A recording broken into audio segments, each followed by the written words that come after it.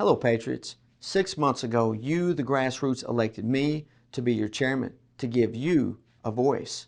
As your chair and voice, I'm here with you today to just lay out some facts and truth about the state of your party. So I've decided the best way to approach this is with bold truth and honesty. We, the people, you and your fellow patriots, need to know the truth so we can address things and make us into the Republican Party that we say we are or that we think we are. First off, I have no desire to run for any other position. I don't care to use this position as some kind of platform to promote my political future. And I tell you this because I am free to do the right thing and not be compromised because the establishment or other politicos threaten to hold money or leverage over my next political office. So here it is. Where are we as a party? How about we start with finances? When I was elected, I inherited a financially broke and completely dysfunctional state party. We owed more in fines and penalties from the IRS and Ethics Commission than we even had in the bank. The gala with Candace Owens was a nice event, but in all actuality, we lost $2,000 on it. So the logical question is, where did the money go? The prior administration had a monthly payroll of about $12,000 per month. Our entire monthly budget is actually less than what was previously paid just for payroll. So how could they afford such high payroll with absolutely no support from you, the people? It seems that the establishment was propping up our party for years while providing no long-lasting infrastructure. I mean, could this be hush money in exchange for not holding any of them accountable? That sounds about right to me. That is the dirty secret of politics and how it works. But politics as usual under my administration is over. It's time to take the gloves off and put you back in charge. So here are some other issues my team and I have been dealing with. In addition to our party being left financially broke, administration after administration, we have been left without the lasting infrastructure I want to build for our party. For example, when I got here, there was no professional phone system in place. There was only this Cricket burner phone with more than 100 unanswered voicemails. The furniture was literally falling apart. The appearance of the headquarters looked like a rundown business. There were no functioning computers, but there was a missing laptop. Sound familiar? The party seemed very disconnected from all that I could see, so my team and I, we got to work immediately, and we haven't stopped since.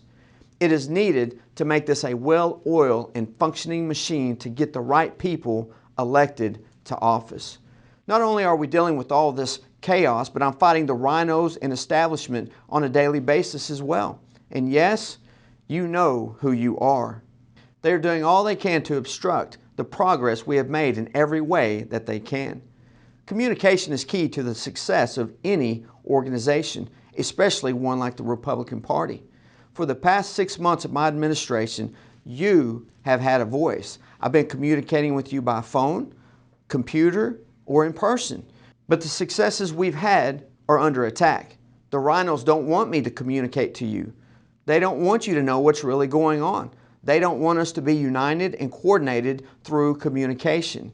They don't want the truth being communicated to you, and proof of that is their recent vote and push to defund our communications and technology program, claiming that somehow it is not necessary. I mean, even the Democrats seem to understand the importance of technology.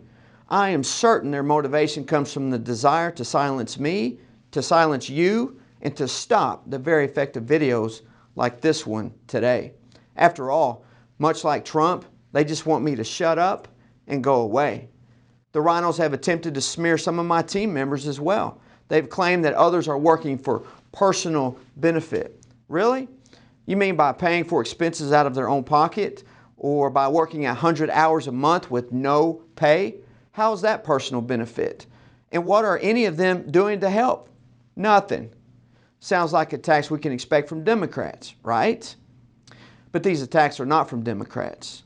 They are from registered Republicans. Some of them are rhinos who want to defend the status quo and step aside as the liberal left ushers in Marxism and communism.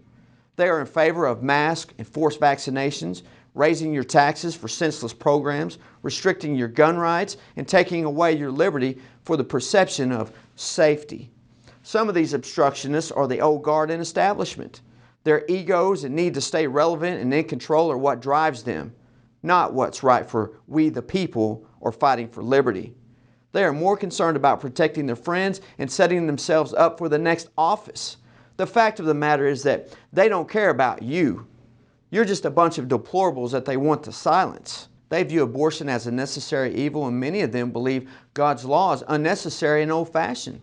And this one really got them stirred up. They lost their cookies over the fact that I personally support Jackson Lawmeyer over James Langford.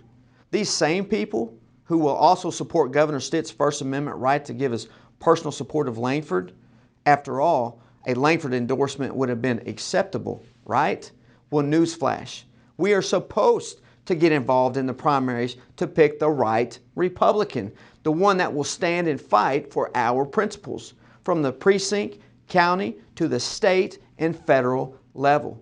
A good example of this is Joy Hoffmeister, who just switched to a Democrat, and another switch from Republican to Independent.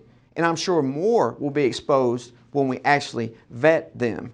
They never were Republicans in the first place. They were rhinos. Now, they are in the party they actually represent. The rhinos are upset that we are actually doing what we are supposed to do. And now that Senator Nathan Dahm has entered the race, they are hoping that this tears the grassroots movement apart. We cannot let this happen. We must stand together. You go with the candidate you choose, just like I did, but make sure that they are a real Christian conservative Republican who will fight for us. We will not allow the rhinos to divide us or tear us apart just because we differ on which conservative candidate we support. We grassroots have a great opportunity to take this party back and be who we truly say we are. Let's unite as grassroots conservatives and let's get this done. If we fight, we will win. Okay, now let me tell you some of what we've accomplished in the 6 months since my election.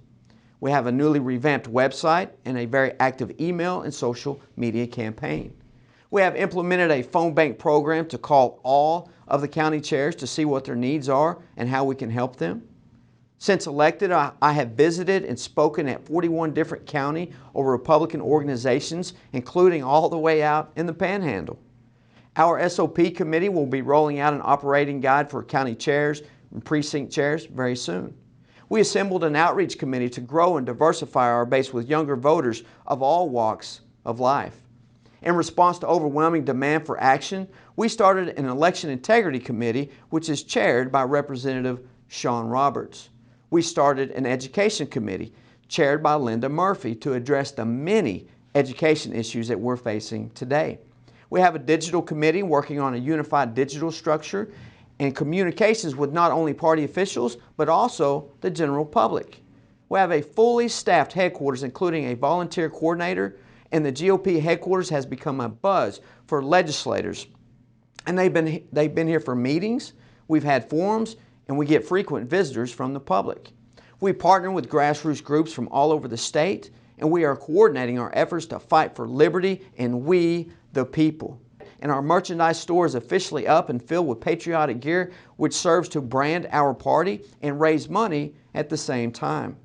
Now, this list is not all-encompassing, but it's some of the bigger things we've been able to accomplish despite the daily onslaught of attacks and misinformation being pushed out by rhinos and other discredited people who are desperate to get attention. To put it simply, the establishment is willing to justify the destruction of our effort to build any real long-lasting infrastructure as collateral damage to get me out. Here's my message to the establishment rhinos. I'm not going anywhere. I was voted in with 57% of the vote in a four-way race, and the people have spoken. My message to the patriots who voted for me, I need your help. Here are some of the action items that I need you to do. So if you want to make a difference, this is where I need your help. And some of these action items are, I need you to go to ok.gop and sign up for emails.